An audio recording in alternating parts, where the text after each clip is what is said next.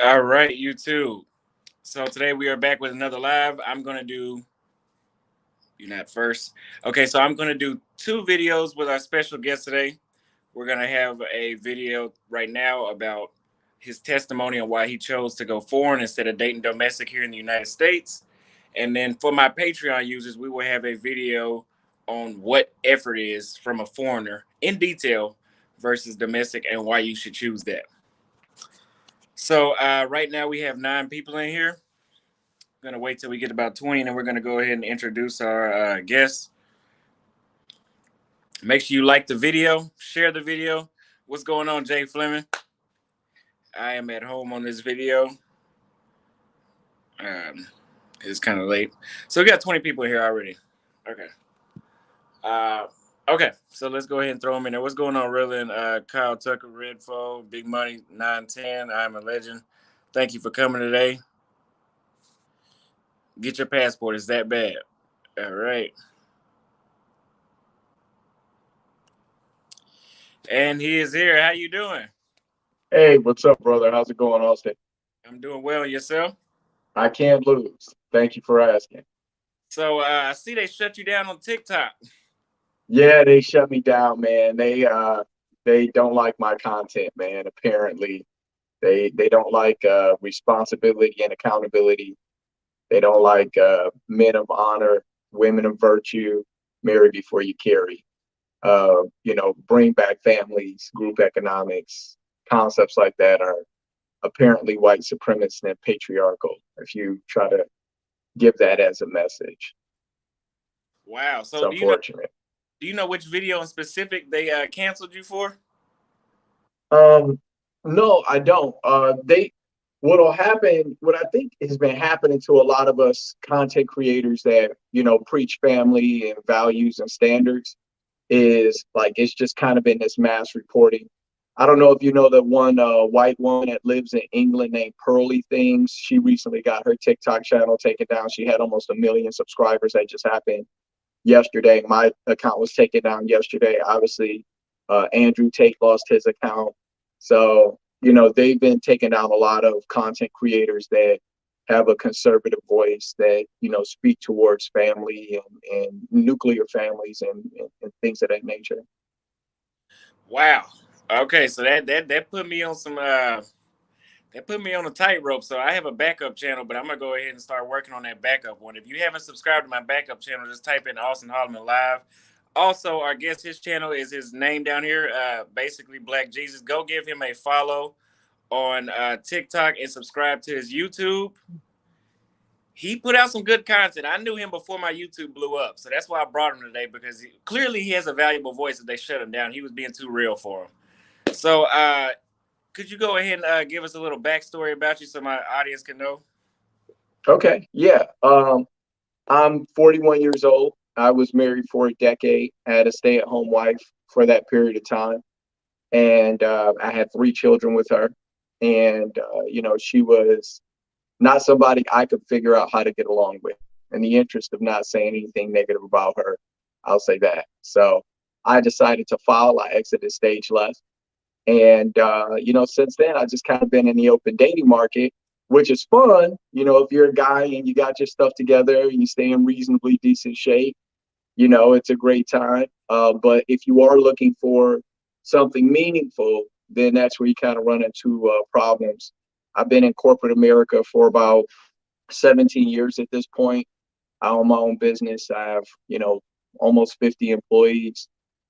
So I'm, financially, you know, able to care for any person that I'm with and myself and my kids and all of that stuff. So I meet a lot of girls who want to have a long-term meaningful relationship, but a lot of their mindsets and their ideas about dating and their values about relationship and marriage are just absolutely nothing I would pick for a wife. So here we are. So, what makes you think that the social life here now is why is it to this point where we're on YouTube talking about getting out of here? Well, I think personally that we've got a very, I think it all comes down to money, to be honest with you. Okay. So Men spend about 82 cents for every dollar we make. Women spend about $1.20 for every dollar they make. That's because women get to spend their husband's money and their boyfriend's money and their sneaky links money and their dad's money and the government's money, their ex-husband's money. So women get to spend much more money than they make. And so if you're advertising and marketing to people, then you want to give market to the people who are going to be able to spend the most money. And so that's women. So what we get is this constant female empowerment message that is completely disconnected from reality. And I believe it's got egos overcharged. I believe it has completely made a lopsided, narrative about how the world works and how men and women are supposed to relate together. And as a product of that, just women have been completely driven off track in this country. You look at that movie, The Equalizer, with Denzel Washington, and now it's on television and it's got Queen Latifah as the equalizer. And here you got a 56-year-old Black woman that's overweight, beating the shit out of, 12, Armenian drug dealers and stuff, barehanded in a nightclub. Like, why are we watching this, But you even see it now with, the Thor movie had a female lead. The new Black Panther movie is going to be a female lead. Like, all of these different things aren't about female empowerment. It's just to try to get women to watch and engage so that they can spend more money. And even if that's at the cost of the nuclear family, then that's what they're pushing for. So I think that's why they're just telling women the stuff that you're telling them all over the internet, all over the media. That's what you see. It's nonstop. And, ultimately it's not getting them what they want, because at the end of the day, women want a long-term, meaningful relationship with somebody they respect and admire. And a lot of the choices that they're making based off the things they're being advised to do, no man of character would want a wife with those types of decision-making history, that type of discernment, or that type of background. Or the mindset that they have. So I think that's what's really going wrong with our ladies right now in this country. It's unfortunate. So and also I would say they're emasculating men. They're trying to make men look as weak as possible. Oh, yeah. Clearly, everything you see on TV, the guy is a complete moron. The guy can't figure anything out without a woman. And this started a long time ago. You had Homer Simpson. I think like around the time you saw Married with Children, like the Al Bundy, he was like the guy that was right on the cusp, where it was like, is this guy leading his household or is he an idiot? And then after that, like the men have always been completely contingent and dependent on their wives. And the examples of a good man was a man who was subservient to his wife. Cliff Huxtable was subservient to his wife. Right? The woman has the right to check and put everybody in check. And the truth of the matter is in working relationships, that's not how things go. Like I've got two brothers, both of them are married guys, married for my younger brother 14 years, my older brother 17 years. My younger brother has 4 kids, lives in a beautiful house, $700,000 home. My older brother lives in a $700,000 home, 5 kids. And they are the leaders, the patriarchs of their home, and their women are happy, So all of my friends are married with kids. My best friend in the world, married with kids.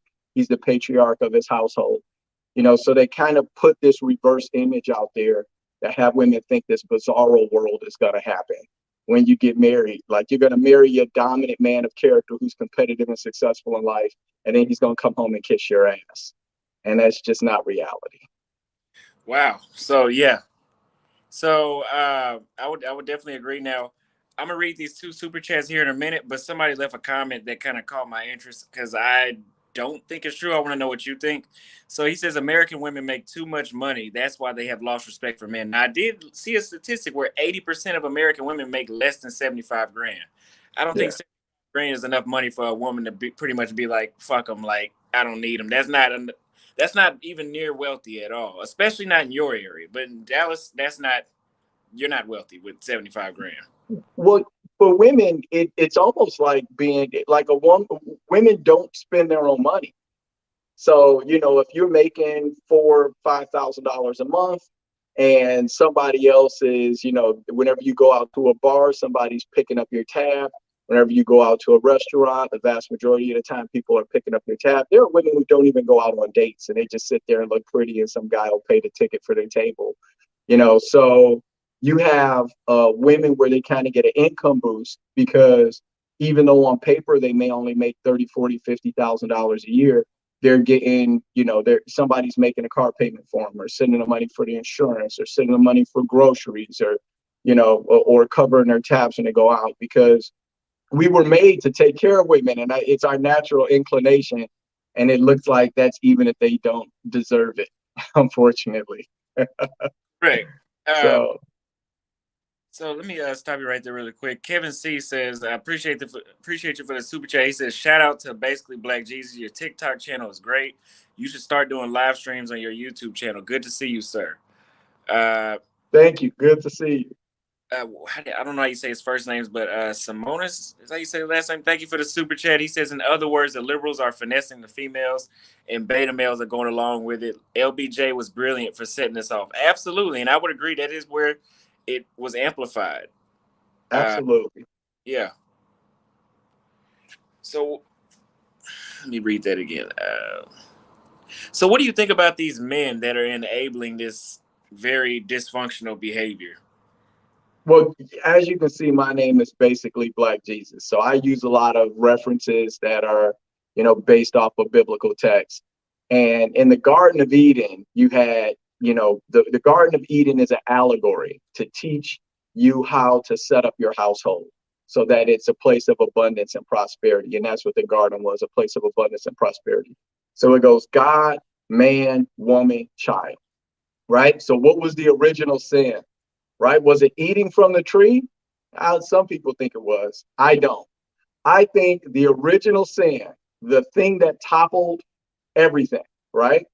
And remember, this is an allegory, right? So it's a story that's meant to teach us a lesson. It isn't necessarily true that all of human beings came from two people, right? But the allegory is God gave Adam a mission. He said, I want you to run this garden, okay?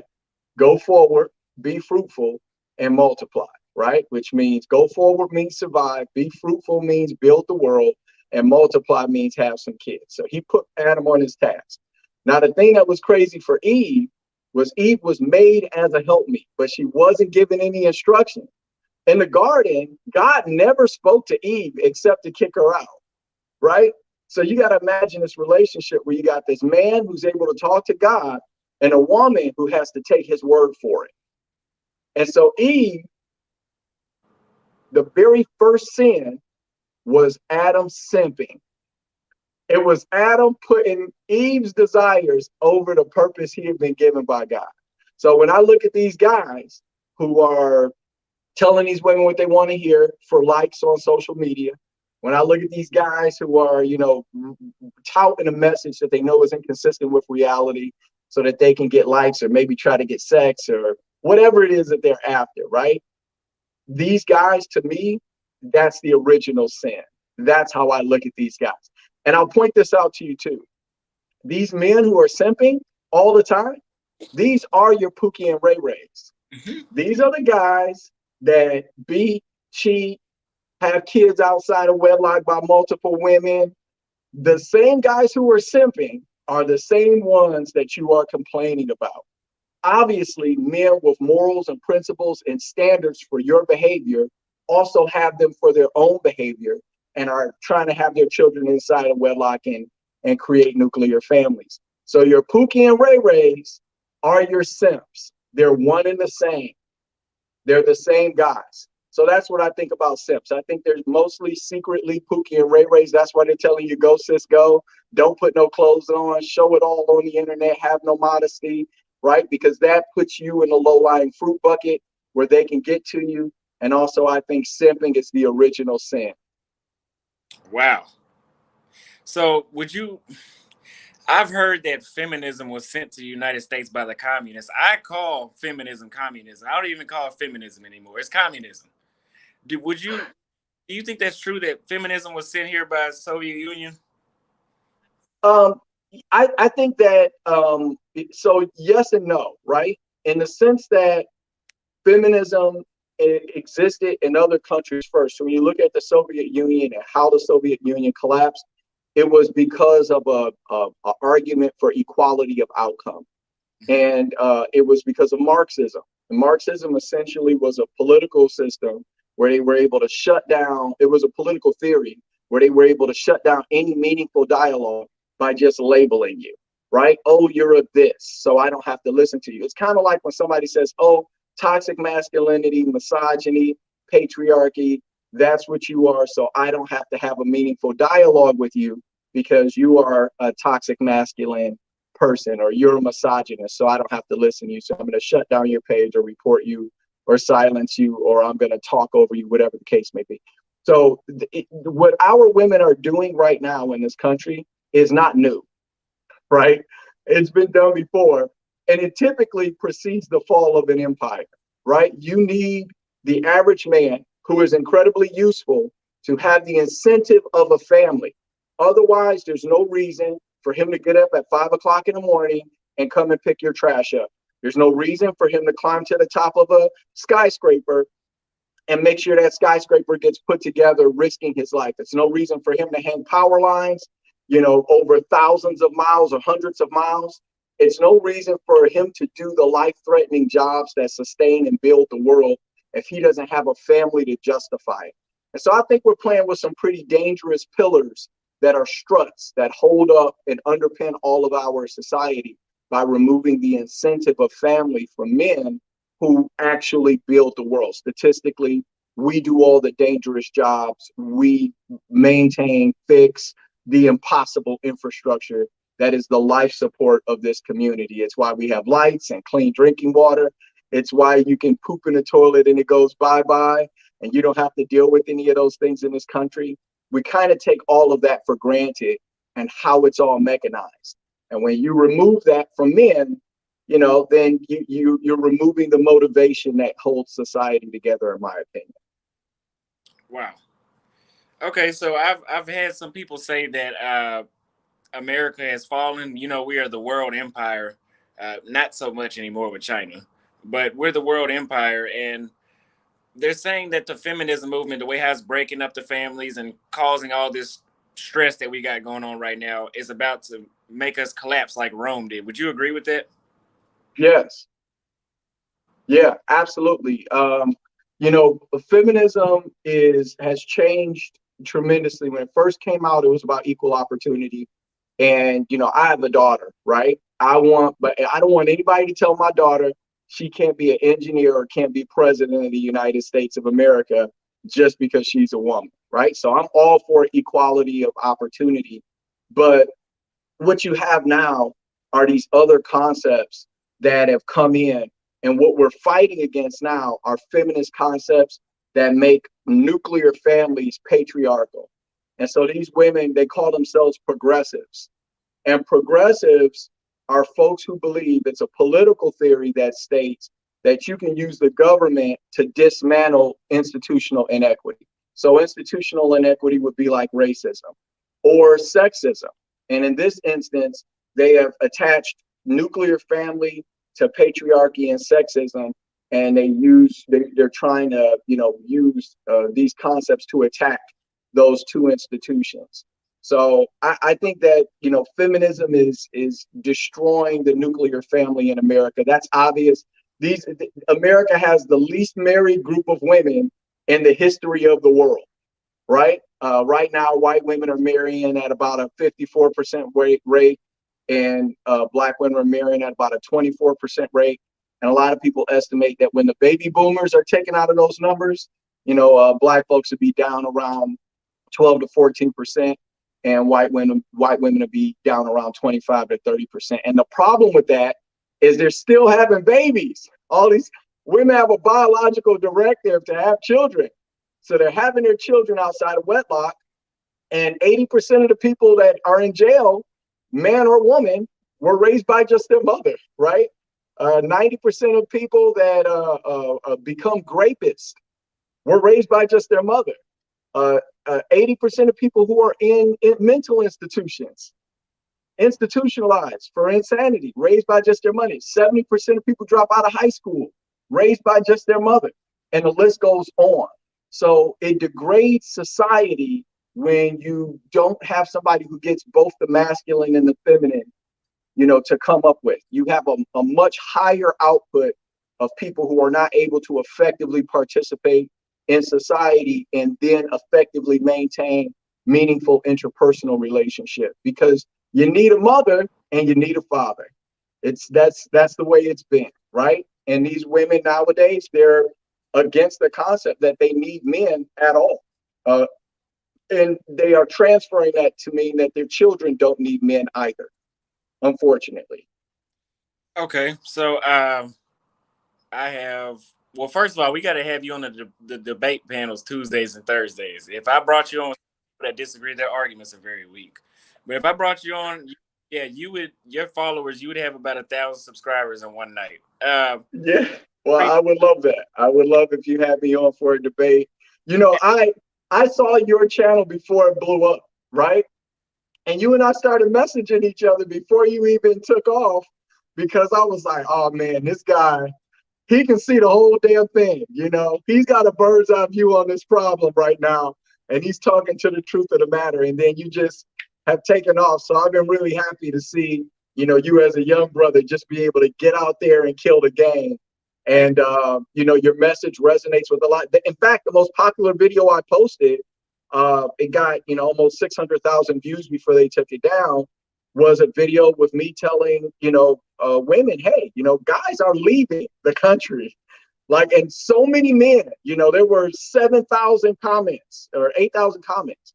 And the vast majority of that interaction was men that were like, yep, I've got my passport, I'm out, So this is a real thing that's happening, and I don't see it slowing down right now, because it seems that the feminist liberal movement is pushing back harder instead of trying to find some ways to compromise for cooperation.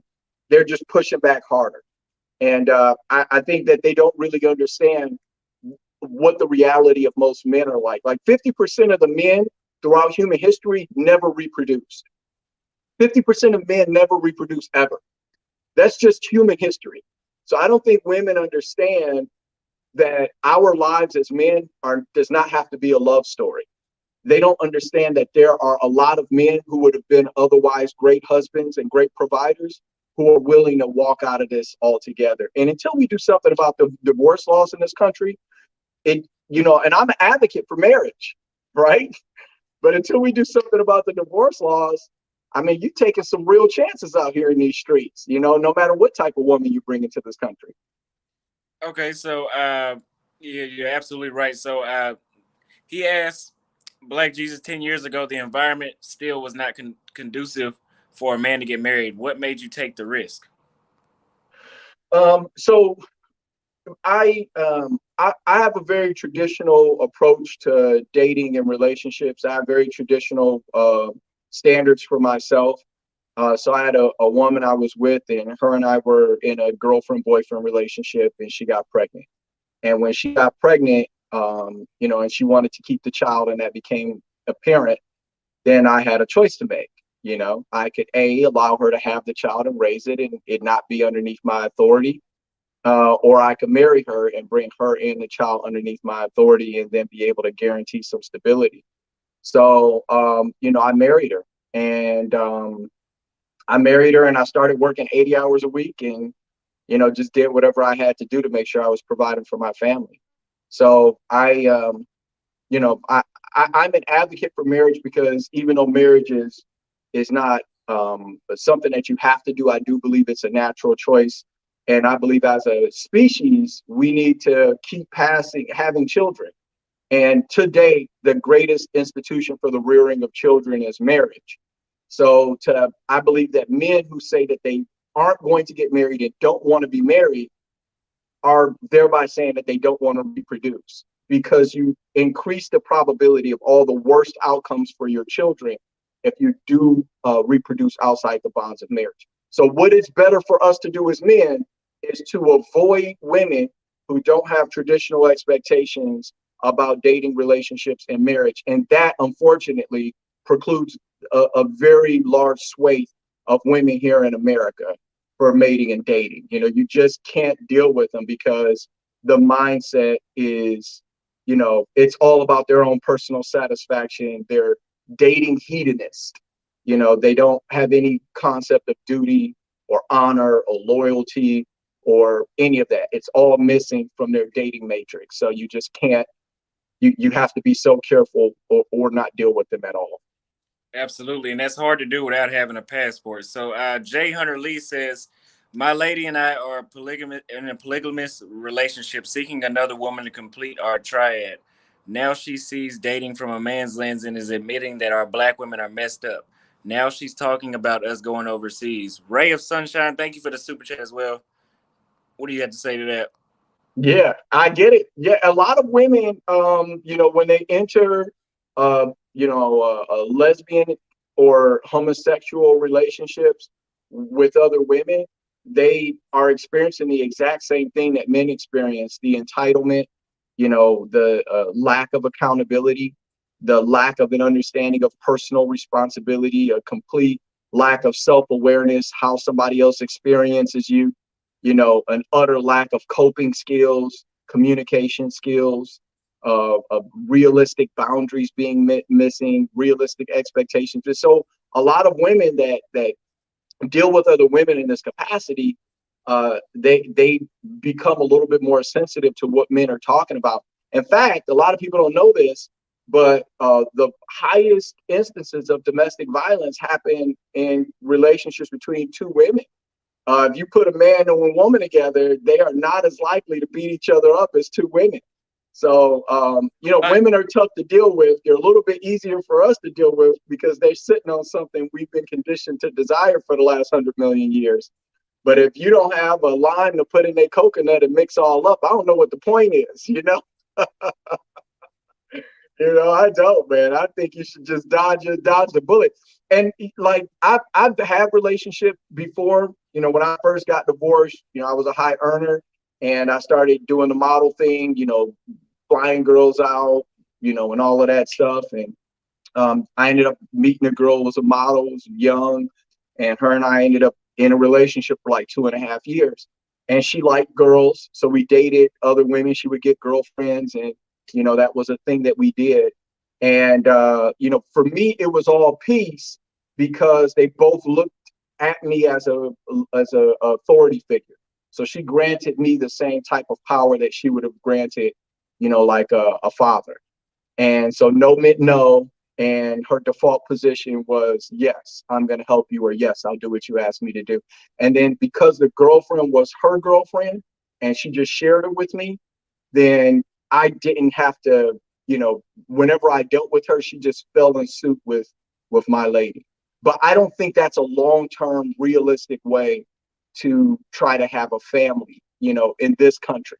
Maybe in another country, but in this country, I think that's a difficult long-term play. Okay, let me read these two super chats real quick. So, House of Lamar says, "My wife and I are also looking for a second woman to join our family. We are possibly going to take a visit to Kenya." Appreciate the super chat. Passport OG says, "Traditional countries have traditional divorce law." Absolutely. So, you are getting a lot of love in the comments right now. So, again, I don't know if you guys can still see his name. It says basically Black Jesus down there. Please go give him a subscription on YouTube right now. And he will be on some of the debate panels as well that we have twice a week because he's going to shut it down. I'm right here. You know, I see myself as an advocate for men, but I want to try to present the most reasonable and fair approach to mating and dating. You know, you have to be reasonable about this. Obviously, there are women who are good women. They've just been misinformed. There are, and they would change if they knew better. However, are you willing? How much are you as a man willing to bet on that? And my advice to young men is to tell them to only deal with women who are battle ready. If they don't have their boots strapped and their gear together, then you can't go on a war with them. So allow them the space and time to grow and develop, and you know, and deal with women who are already ready. Also, if you're a young man, you know, wait until your 30s for marriage. Unless you lightning strikes and you meet that girl that is the one, I mean, the one that God put on the planet for you, If she ain't that, then I mean, just focus on yourself, get your money right, buy a house or two, start your 401k, get some traveling done. That way you've had some life experience and you have a basis of knowledge to be able to, lead and administer a household from. But when you come into these relationships with women as equals, you aren't their equal. If you are their equal, you aren't their equal, right? The natural disposition of a woman is to find a man who's taller than her, smarter than her, has more resources than her, is stronger than her, makes more money than her. And in America, they've taught this woman to find a man who's greater than her in every way imaginable and turn around and tell that man that they need to be equals. If I was your equal, I wouldn't be in your bed. You wouldn't pick me if I was your height, or if you could whip my ass, or if we both made 50 grand. So you can't buy into the bullshit that they're telling women, fellas. You have to focus on your purpose. Get your life together, get some traveling done. That's the advice that I give to young men, is to wait just a little bit, get yourself together. Make sure you don't get anybody pregnant, right? Because that's what they're trying to do. Believe it or not. And that's why I tell these guys, and this is what I loved about Auston's message, was he was like, you can't even sleep with these girls, right? And I know that's a tough one, but here's what you have to understand. If you get one of them pregnant, they will weaponize the child against you, the family court system, the court of public opinion, the police department, local law enforcement. Anything that woman needs to do, she is granted an automatic victim status in this country, no matter what she has done. It doesn't matter who's right or who's wrong. If you're dealing with a woman, you're the aggressor and she's the victim. And if you accept that, then you will come out better dealing with these young ladies. And that's why you can't sleep with them. It sucks, but you can't even sleep with them, because if you get one pregnant, and they're trying to get pregnant because they know that what they're supposed to do is marry before they carry, but to become a wife, they need to meet your standards as a man. And so they don't want to meet your standards because they have all their power in that sexual realm. If they go into the relationship realm, then they depower themselves, because now they need to meet your standards to get that ring. So they would rather just have the child in the sexual stage so that they can maintain all the power and then leverage the child in the family court system against you. And that's what we're seeing in America. Statistically, this is exactly what we're seeing happen in reality. Absolutely. So I'm gonna read the super chat after I ask you this question. Do you have experience traveling overseas? And while you get ready for your answer, somebody asked you, would you say Christian women are better abroad? Appreciate the super chat. Women who have a religious and faith-based background are always better. And the reason why is because what faith does for a person, whether they're, Christian or Muslim or whatever, is it has you take principles, moral concepts, and put them above your material choices. And a lot of women that have been raised up in this very secular country that we're in, they're not used to doing that. They literally make all their decisions based off of what is the greatest benefit to them. Very few things do they choose as a principle, moral value, or virtue that they put over some advantage they can immediately realize by self-satisfying. And that's what makes them so dangerous. So religious women are always better because at least they have a practice of holding something that is just conceptual, that you can't put in your hand, higher than things that you can put in your hand, like money or cars or trips or dinner at a nice restaurant or something like that. And then your second question was, am I well traveled? Yeah, I've been everywhere, right? Germany, Switzerland, Spain, France. I've been all through Central and South America. I travel often. I take 3 to 4 vacations a year, through Central and South America. So I like to travel a lot, and I get out of the country quite a bit. And I've been all around the world. I was in the military many moons ago. I was in the Air Force. So I was somebody who actually flew on a jet. And so I got to go to all over Eastern Europe, Central, or the Levantine, with the Middle East, all over Europe, Japan, everywhere. Our one of the things we did a lot was fly to Central and South America as well. And then after I got out of the service, I continued to travel there. Okay, so now that you said that you were in the Air Force, I think we should do a collaboration. You and one master teacher. He was in the Air Force and he's in the same space. That would be really good. So I'll be sure to put a word in for you. But Absolutely. says, before I left for Asia, I was celibate on purpose for almost a year to avoid any mistakes. Think with your big head, fellas. Absolutely. So I want you to tell us, whenever you started dating overseas and you seeing the difference between the women there and here, how did that affect your mind? What was going through your mind when you returned? I have been raised by a single mother, and my mom was an incredibly classy, very intelligent, well educated, a beautiful woman. My mother is still alive, but she's older now. But in my 30s, or in her 30s rather, my mother would have had 2 million followers on Instagram, right? She is 36, 24, 36. And so all my aunts were, women who were accomplished and divorcees and or single, never married. And so I was raised in this hen house with all of these women all the time, listening to how they talked about men and what their experiences were. And what that did was it conditioned me to say to myself, well, I'm going to be the type of man that I would love to marry my mother. And so that's where I was quite a puppy dog, when I first got married. And then the marriage kind of taught me what women were really like, dealing with them. And then I was like, okay, wow. Because I had done a lot of dating and stuff like that. I've never been a terrible looking man. I'm 6 foot tall. I was quarterback in high school. I was a flyer in the military, which means I wore flight suits. So everywhere I went, everybody thought I was a pilot.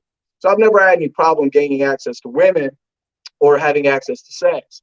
But in a real long-term meaningful relationship with a woman, dealing with the personality, oh man, you really get a taste for that when you marry, you live with a woman and stuff like that. And that was my real education of women. So, for me, when I got out of the country and I was dealing with women who were looking for you to be in a leadership position, they were looking for they wanted to please you. They wanted to make you happy. When I got divorced and then I started dating, and girls would and I started dating, and I always have focused on girls with a foreign background, right? So I love my sisters, but I always focus on sisters with a foreign background. I like girls with African last names. I like, dark skin, brown sugar. I'm looking for that, right? When I was out and dating. And these women would come over and have dinner made for the kids, and I'm taking them out to dinner. I have one woman, I left her in the bedroom for a couple of minutes. I let the dog out. The dog ran out the back door. I had to go look for the dog. I came back. My bathroom was clean. My bed was made, and she started cleaning the kitchen. So women who are foreign realize that sex is a bare minimum. Everybody's got sex. Everybody. And so what I do above sex is what's going to get me a relationship. So they're trying to show you who they can be in your life, what they're going to be in your life, more so than just feeling like because you got some sex for them, your nose is supposed to be all wide open and you just, going to kiss their ass and pay for everything. So once I got a taste of that, I was like, you know what? The moment that I let women know up front, I'm a traditional man with traditional expectations about dating and relationships. And they ask what that means. And I tell them that means that you see your man as the head of the household. You see the man you're dating as the leader. And you believe that the way that you cooperate with him is through being a submissive, cooperative partner. And if that's a turnoff, when I say that to a woman, if that's a turnoff, no problem. See you around. Yeah. Yeah, I always say this first chick I had in Brazil, man, she had me pretty much shocked. I had a culture shock when I ran her. Even the second time I went to Brazil, I seen her again, and I missed my flight on the way back. And I missed my flight both times. But the second time, I wasn't trying to miss it, but I missed it. And we were sitting on the bench, and I was upset because I had to spend an extra like $700 to get back unnecessarily. And she just sitting there just rubbing on my arm. It's going to be okay, baby. And I'm like, damn, you don't know how important that is. Like, that is so feminine. the temperament so sweet. You Yeah. know, I'll tell you, this was the thing that really, it was the moment that really got me. Was I was dating this girl. She was foreign, speaks 4 languages.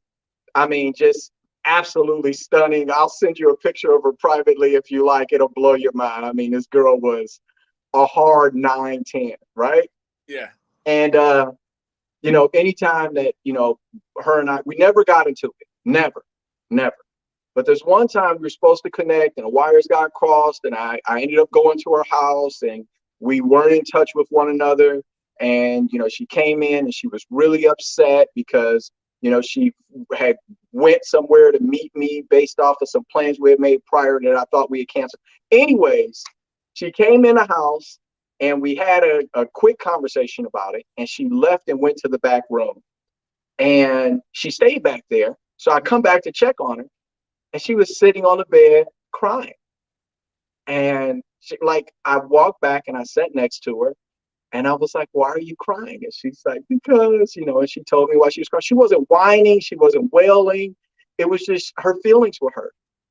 And that moment right there, I was like, wow, imagine a woman that when she enters a state of conflict with you, instead of trying to fight you, she cries about it like a girl.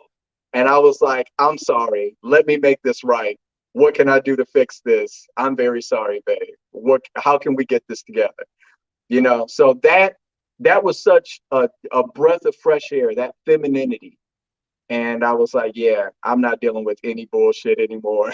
Like, Oh, you're standing. So, and I will say this, man, that when they do that to you, I have never wanted to provide and protect so much until I got around that extreme femininity. And I'm like, man, like, if somebody looks at her the wrong way, I'm gonna slap her. But here I know, yeah, back in the United States, it's just like, they want to be so equal. Defend yourself equally. Then you got it. You need to just yes, be careful. But in Brazil, it was like, no, like this is mine. Like I yeah. look at her. I tell women all the time, what is hard gets tested, and what is soft gets protected, right? So if you want to inspire protection from men instead of competition and aggression, then, figure out ways to manifest your femininity in the relationship, especially when it comes to conflict. Be a girl about it. And what you'll find is that, instead of the man trying to compete against you and show you you're wrong or prove you wrong, or he doesn't want to be wrong because you'll use it against him later, just be a girl about it.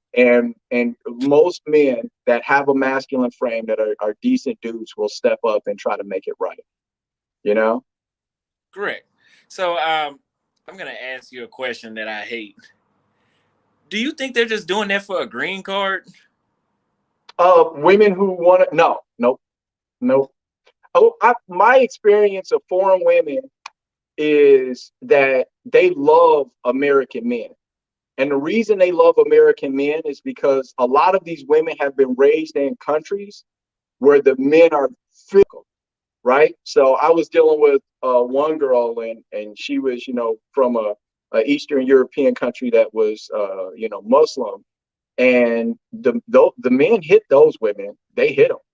And I was raised, by black women, and because I was raised with a black mama, you know, our women, the women of our culture, get to be goddesses and queens and divas and all of this grandiose bullshit. So, you know, our women complain about us because in the music, you're being called bitches and all of this stuff. But black men, especially American black men, like love to dote on their women. And women of these other countries, they know that, or they find it out very quickly when you want to pay for the date, or you do something thoughtful and get them something extra, or you send them a good morning text or a good night text. And little things like that matter to them because the men in their culture are very patriarchal. They aren't sensitive. They don't want to talk through problems. They tell them to shut up, all of that stuff. And so when you're, my experience has always been dating foreign women that they've been impressed with, the American male sensibility as it pertains to relationship. Okay, so I'm going to ask you a question, but I want to address this right here. This guy says it's just a status thing just because you're American or European. And the next guy right here says that it's just because we have more money. But I also That's want to part of it. That's let me tell you something. Listen, I like big butts, right? If you got a big old booty, there's a strong possibility I'm gonna come and try to say something to you, okay? And so women, they in the same way that we like big butts, that doesn't mean that if you got a great mindset that I'm gonna overlook that just because you got a nice ass on you, right? But it's one of those things that attracts me to you, and then I see the other stuff and I'm hooked in. So women are different than we are. They don't just date us because we're handsome and this, that, and the other. You know, they date men because they security, because of a man's ability or desire to provide, the ability to provide, or somebody showing an incredibly strong desire to do so. Women are not attracted to the same things in you that you're attracted to in them. So a woman being attracted to the fact that you have done something with your life makes sense. She's counting on you being somebody who can consistently produce, provide, be competitive and successful so that you can fulfill part of your promise, which is provision and resources. And that doesn't mean that you have to supplement the cost of her entire life, but women are very attracted to men who have a desire to do that. And there is absolutely nothing wrong with that. That is natural. That's 100 million years of evolution baked into the cake. They're supposed to like you because you did something with your life. Okay, that's not a problem. That was a good way of shutting that down. I think I'm gonna have to clip that and make that my featured video because they love to say that. Now I will say, I don't know if you know O'Shea Duke Jackson. Yeah, you know, he actually posted one of my videos Yep. From TikTok onto his page.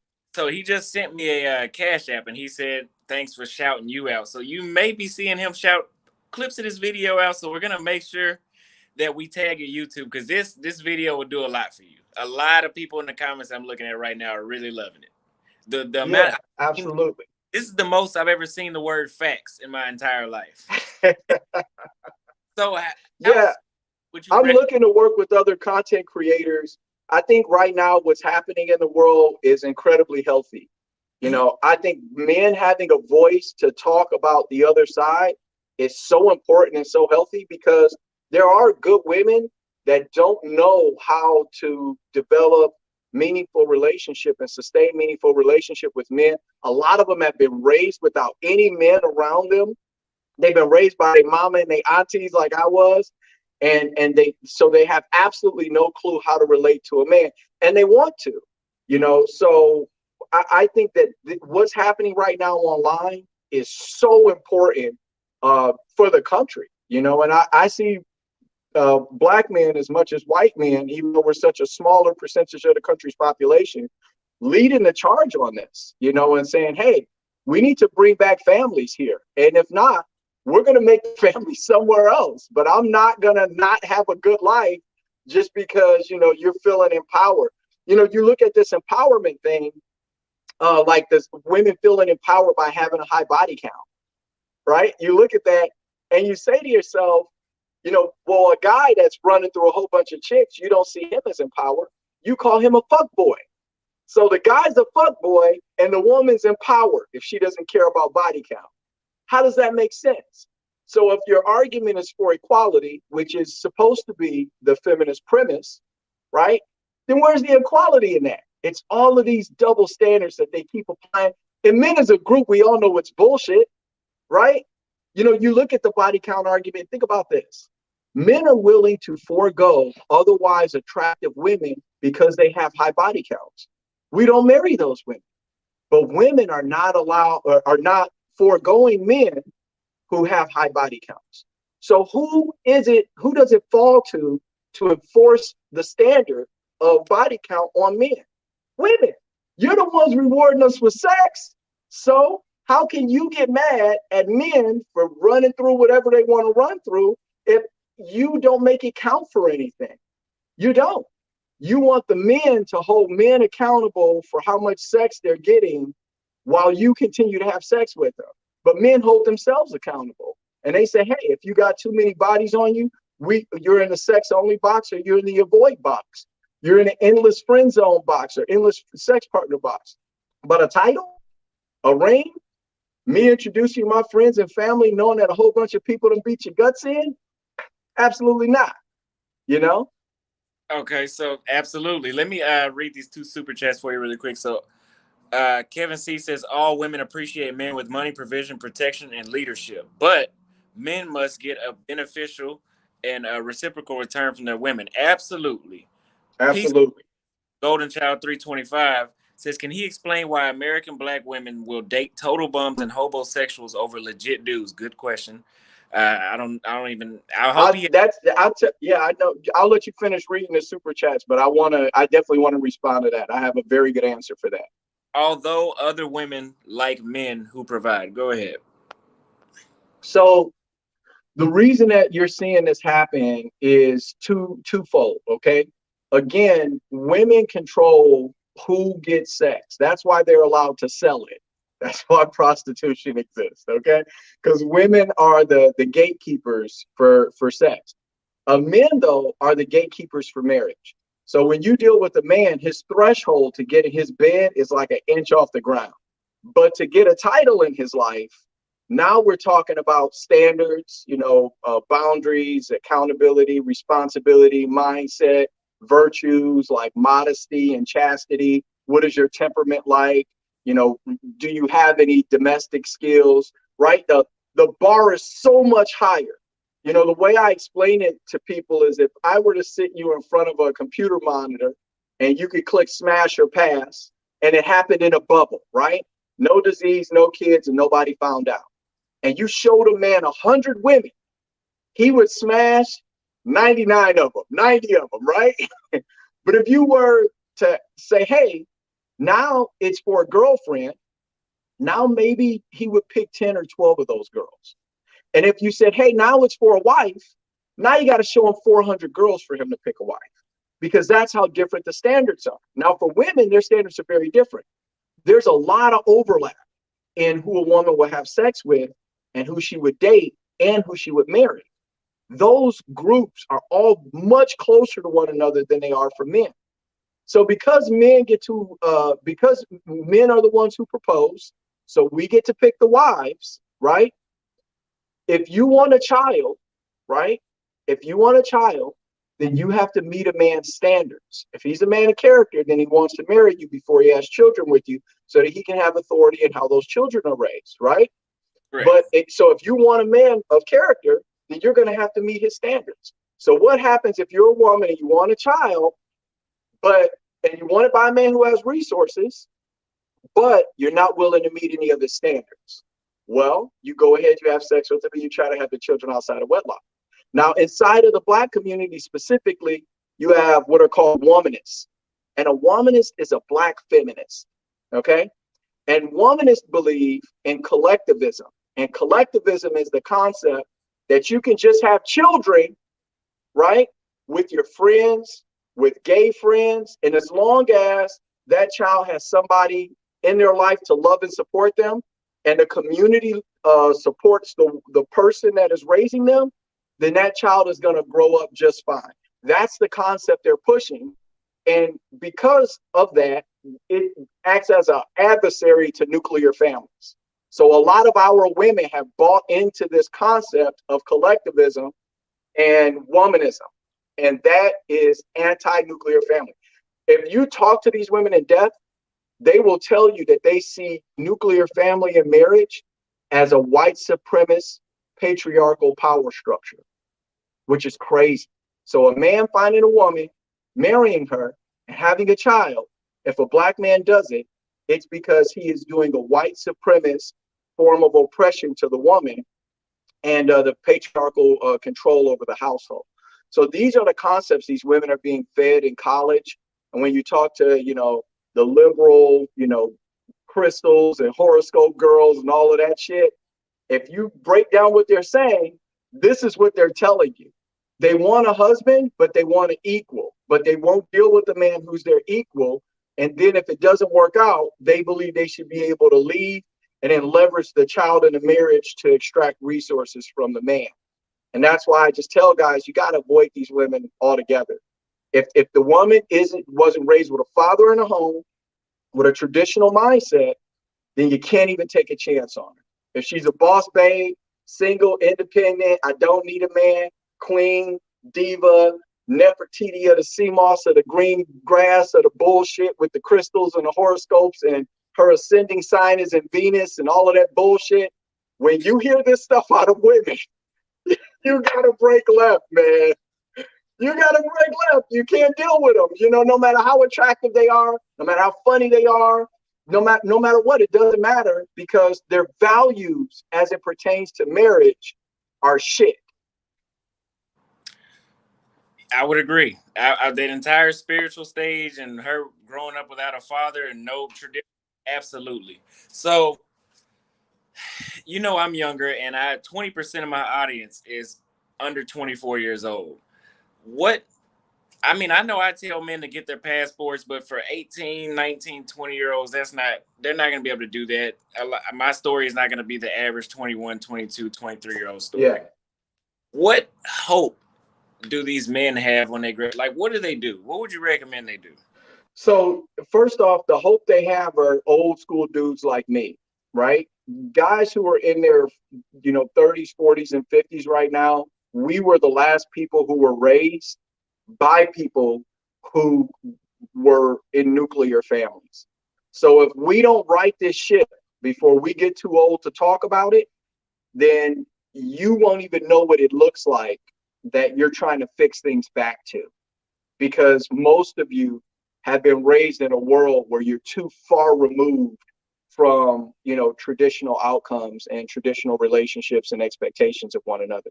So the hope are the Andrew Tates of the world, whether you like him or not, he's still advocating for family. And if you look up any of his content pertaining to family, dating, and relationships for men, he says the ultimate goal is to choose one woman who's loyal, marry her, and have your kids with her. Or even if he doesn't advocate for marriage, still to have your children with one woman, protect and provide for a lifetime. So that's number one. That's where your hope is going to come from. And my advice to the young men is wrap it up. Let me tell you something, guys. You got to wrap it up. I don't expect for you to be celibate, okay? Being real with you, okay? Like I'm going to put on the uncle hat right now. I don't expect for you to be celibate, man. Wrap it up, okay? You can have as great a time as you want as long as you wrap it up. And here's the secret that no one is going to tell you, right? Think about you. No matter how much you care about a girl, no matter how attracted you are to her, even if you are a loyal man, if she got a badass sister, you still looking at her sister like, man, I wonder what that smell like. Now, it's not because you would hit it, but it's because we're men. It's a biological directive. Go forward, be fruitful, and multiply. The way that it's written on us is that it all looks good, right?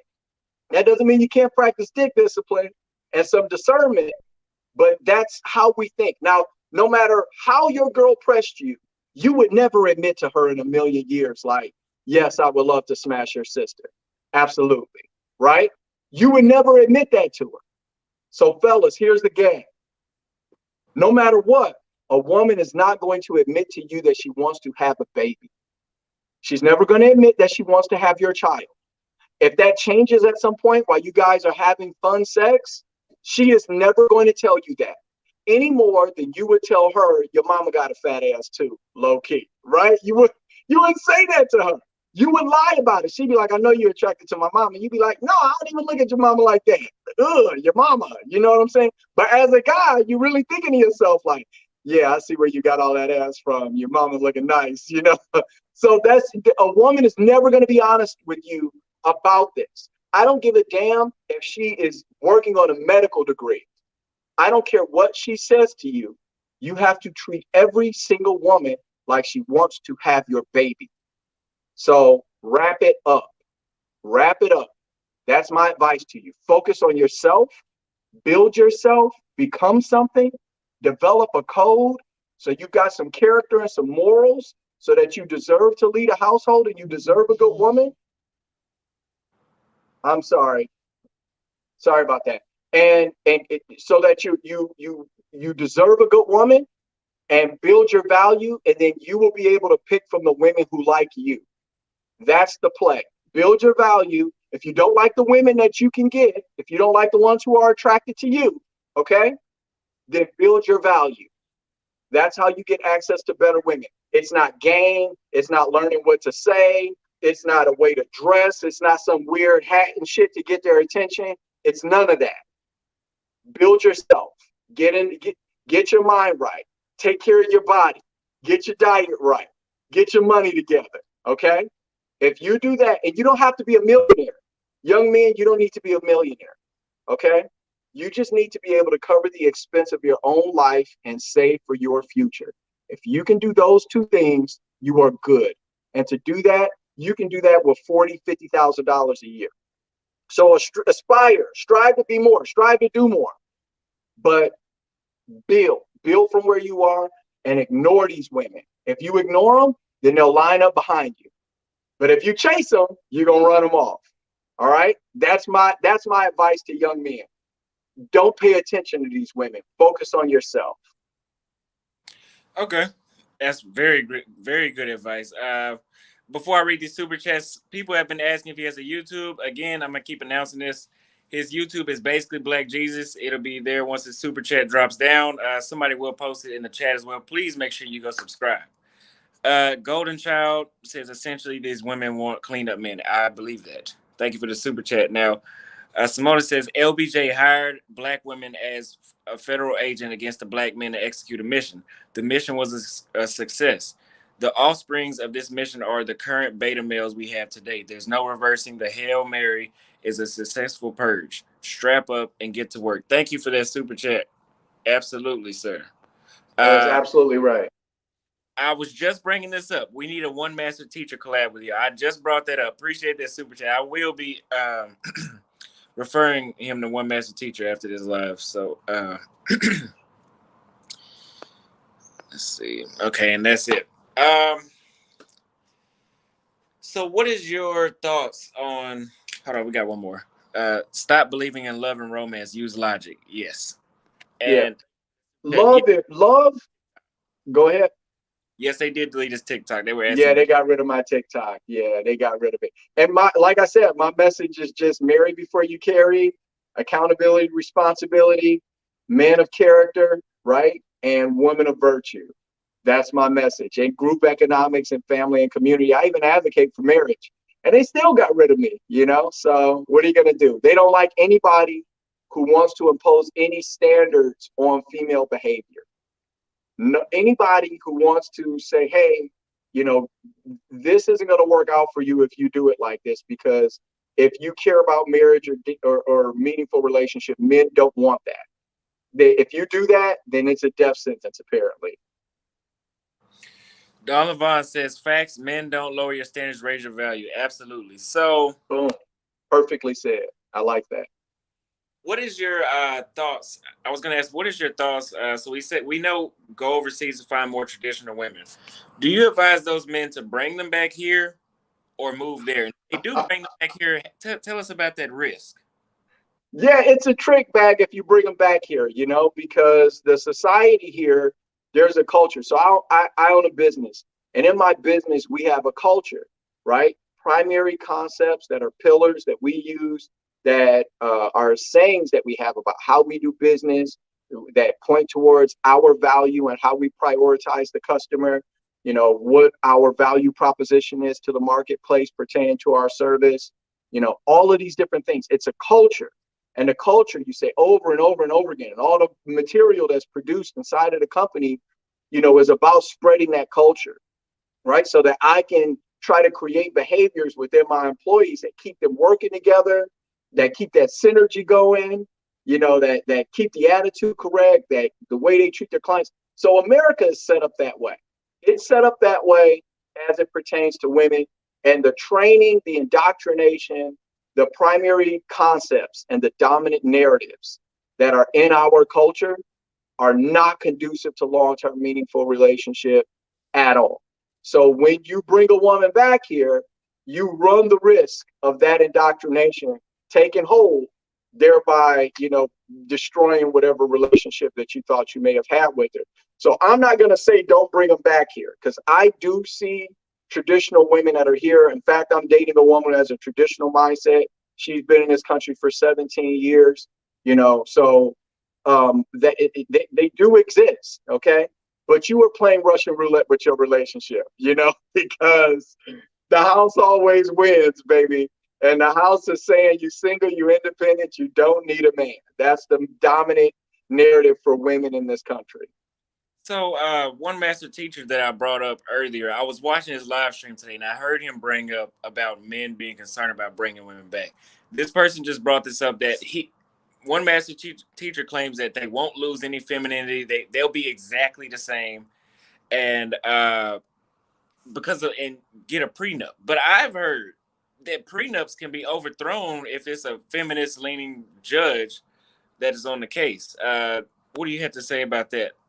So prenups are made, they're a prenuptial agreement. So the agreement is about what you have previous to your nuptial agreement. So if you're somebody like myself, where, I'm older, so I've already established myself, a prenup will protect any assets that I designate in that prenup pre-marriage. But then afterward, you would need a secondary agreement that has a division of maybe assets or a predetermined amount that you would pay her out based off of the marriage. Because what a marriage contract is you are starting the business of family, okay, under your last name with this other person. And if you guys have done any business before, when you start a business, if you got partners, you guys have what is called a K1. And a K1 does a division of ownership. Oh, this guy's 70% owner, this guy's 30% owner, right? Or they've got three guys and each one of them are 33% owner. So when you do a marriage, America's marital K1 is always 50-50. No matter what your output is, no matter how much you outperform the woman.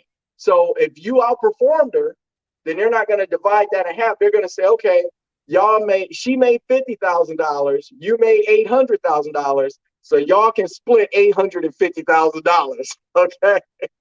So because of that, you got to be very, very, very careful. In fact, I've got somebody I'm working with right now. It's, through my company, and it's a woman who receives $300,000 every 2 years as a disbursement from her husband for the next 5 years. She gets $8,500 a month in alimony, and she gets $5,000 a month in child support.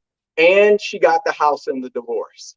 So this was a guy who was, very successful in his life, got a divorce, and, his wife is doing a transaction with me. So I got to look at the divorce decree and all of this, and he's getting screwed. So I've been doing finance, working in the world of finance for the last 20 years. And so I've seen in that period of time, easily 30,000 financial profiles. I have never in 30,000 financial profiles seen a woman that pays alimony. Now, I know they exist, but that's how rare it is. And I've only seen a woman who pays child support twice. Now, for men, I have seen thousands that pay alimony and child support. Thousands. I've only seen like 2 women who pay child support, and I've never seen a woman who pays alimony. So you have to be incredibly careful in this world, especially if you're somebody who is hyper competitive and wants to be successful, and you're willing to do the work to become something, stellar in life financially. You have to be careful with women. It's not a Disney movie. Yeah, it's that bad out here. Yeah, you got to treat it, and you got to be as serious about your marriage as you are about your business when it comes to the business of your marriage. So, Link says, Auston, will you ever interview Cynthia G? If you want to, go bombard her page and tell her that we'll do that. And I'm going to say something about that. I'll reach out to her as well to do my part. A lot of people tell me not to interview some of these people that are on the other side of this YouTube space, and because they're going to get free attention or free likes, or they're just trying to, ride my wave. Here's the thing you got to understand. Their careers are over with, right? The PUAs, dating coaches, I don't care if I go to their page. They're not riding my wave because their clients are not seeing results.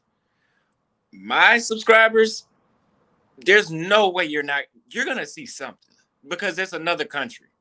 You're going to see something. So I don't really see the problem with me collaborating with anybody because this is bulletproof.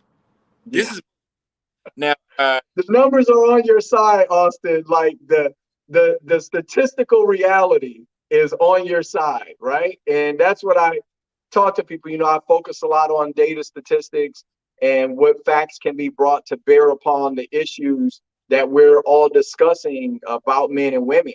And it's, you know, a lot of the concepts that women have about what men are doing, you know, how many of us are married, how many of us have children, how many of us have babies outside of wedlock, how many of us are having sex even.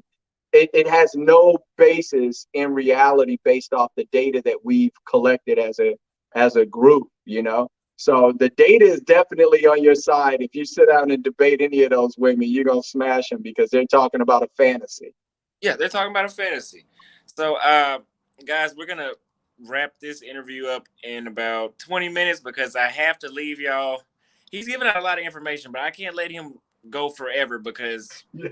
I need y'all to go to his page and subscribe. But Russian Spy Sleazeball says we don't practice in civil marriage in Islam. The fact that you have to sign a prenup to solidify keeping your assets shows you the motive of the court.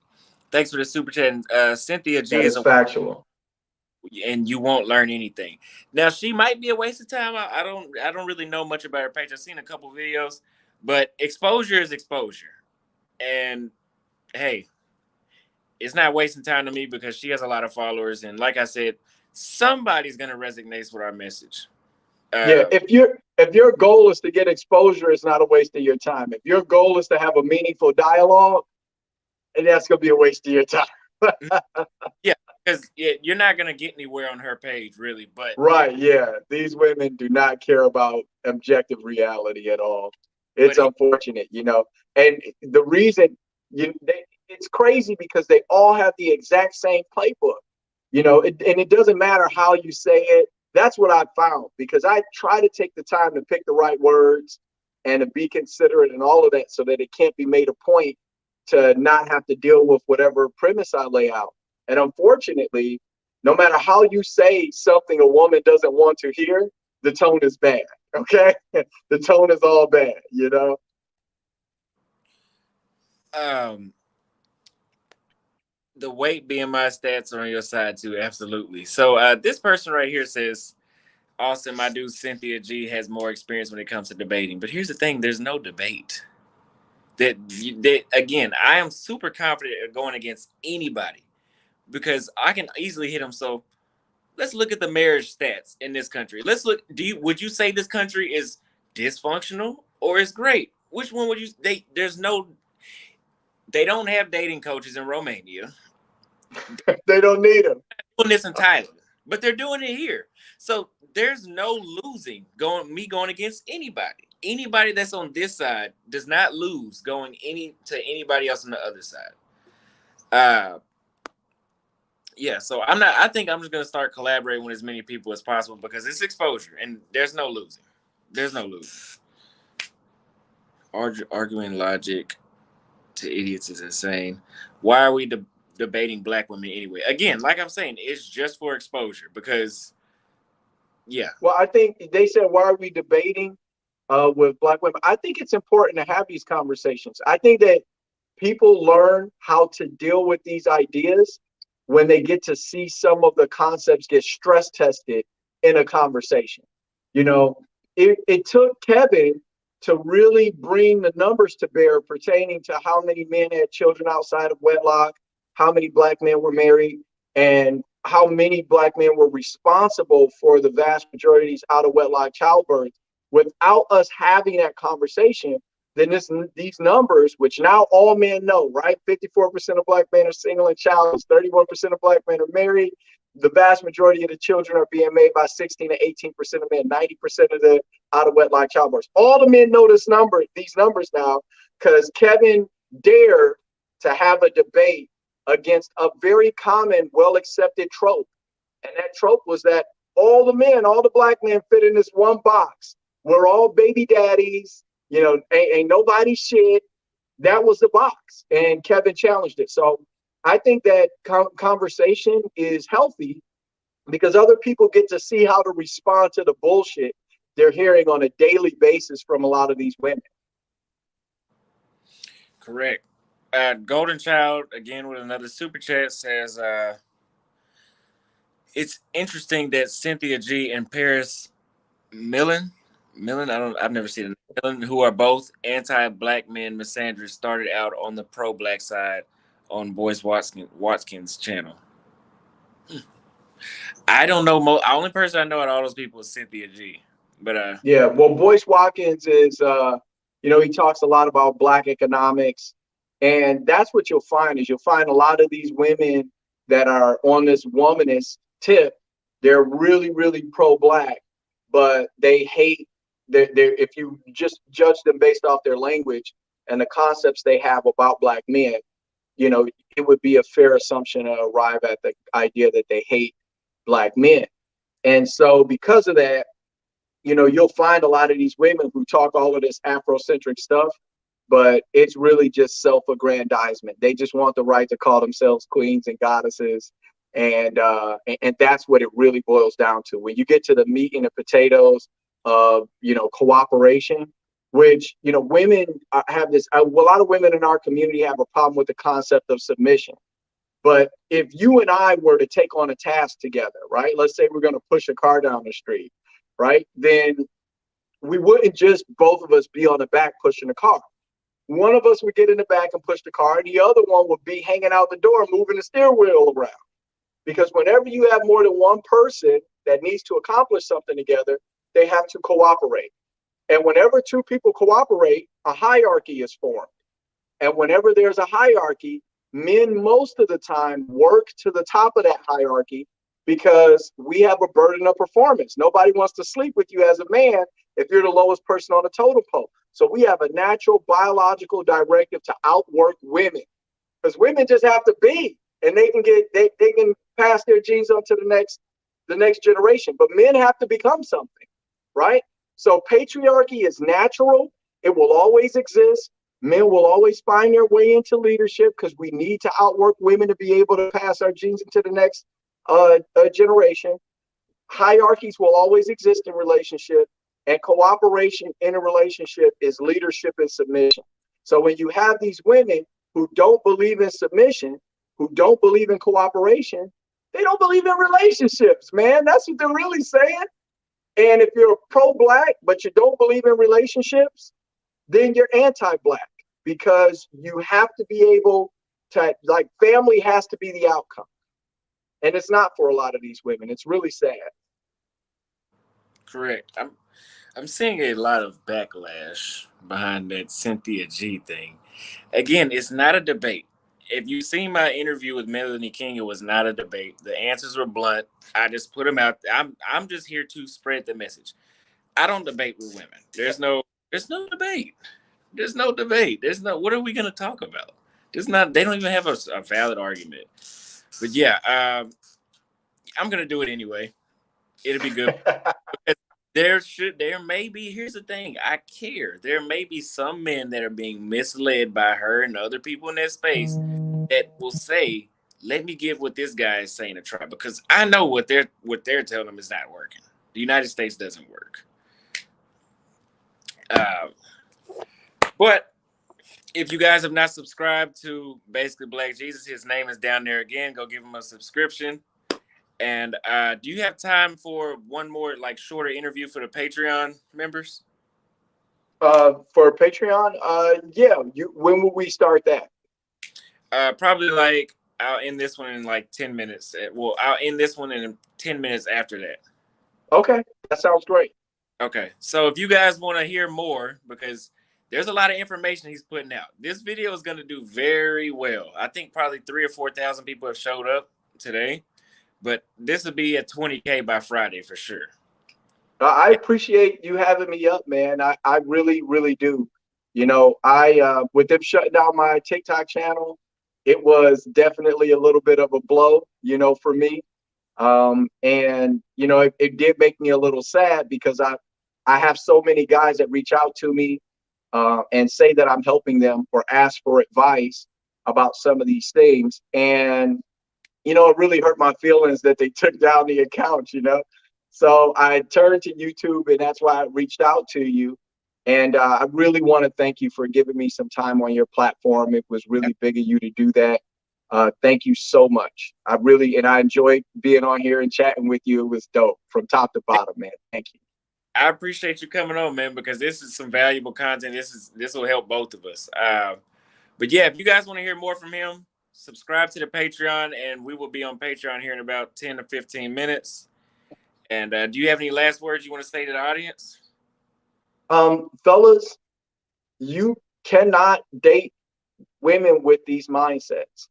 You have to have standards. And I know you feel like it's going to push all the girls out the window, but a crazy thing happens when you begin to have standards and boundaries as a person, and as a man especially. People will rise to meet them. You just have to focus on building your value.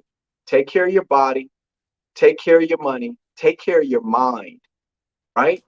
Become the guy you're supposed to be. And if you're that, then women will be attracted to that. Okay, you don't need game. You just need to work on you. And if you guys take care of that, if you become men of character, where you have some honor and a code, which I talk a lot about how to build these things up as a person so that you have a real code that you're living by. People will respect that. They will respect that. Women will respect that. And it'll inspire their best behavior. They're helpmeets. Women are their own people. And I'm not trying to say they're underneath men, but in interpersonal romantic relationship, they almost always take a submissive position. That's why when you ask a woman if she wants a man who's a good leader, she'll always tell you, yes, I want a man that's a good leader. Even though the feminist indoctrination is there, she'll still tell you when she's describing a man, yeah, I want a man who can lead. I want a man who's taller than me. I want a man who's earning more than me, at least more than the same or more than me, right? So just focus on yourself. And if you do that, the world is your oyster. They will rise to meet your standards. I promise you. That was good. Well, I appreciate you coming through, man. We'll finish this talk here on. I'll send you another link, and we'll finish this talk here on Patreon. If you guys are not subscribed to the Patreon, go to my channel and click the About button, and you'll see the link there. Again, his name is basically Black Jesus. It's right there at the bottom of his video screen right there. Make sure y'all go give him a subscription. I think you started at 200 subscribers. I heard that you're already at like 400. That was like 15, 20 minutes ago. Wow. It's gonna up the more people that watch this video, because I'm going to tag your YouTube after this. The more people that watch the video, you should be at 1,000 by Friday. This is a really good interview. I really appreciate it, man. Yeah, thank you so much for having me on. Like I said, man, thank you. Yes, sir. All right, well, I'll see you here in a minute. Thank y'all for coming. All right, I'll chat with you in a minute, brother. All right. Bye.